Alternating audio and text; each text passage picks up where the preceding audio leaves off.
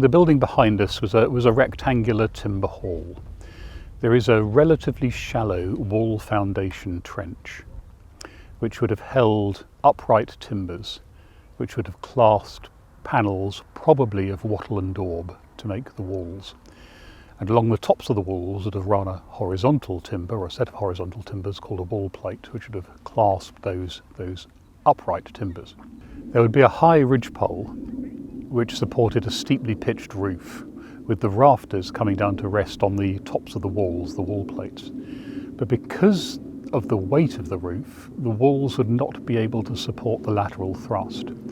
And what we see in the building behind me is a row of post holes, foundations in effect for buttresses outside the walls of the building, which would have sloped up to support the wall plate and would have taken the lateral thrust of the roof. This is a type of building that is only known on high status sites, very high status sites, of the period between the late 6th and the early 8th centuries.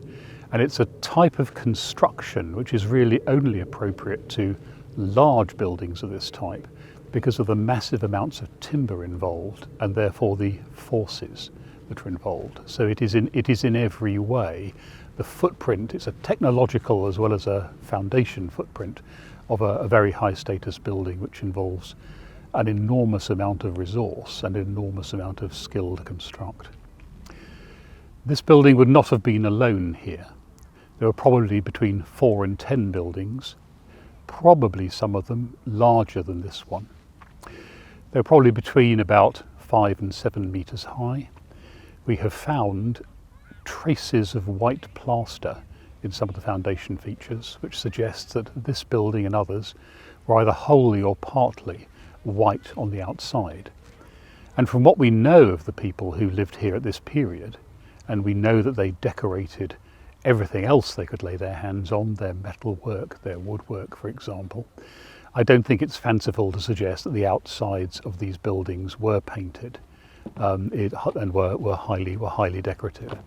And so we have to imagine a regular ordered grouping on the promontory here of tithe barn sized buildings painted white, quite possibly with coloured configurations and decorations on them, which have been visible for miles, especially with the smoke from hearth fires rising to draw the eye of people who are a long way away.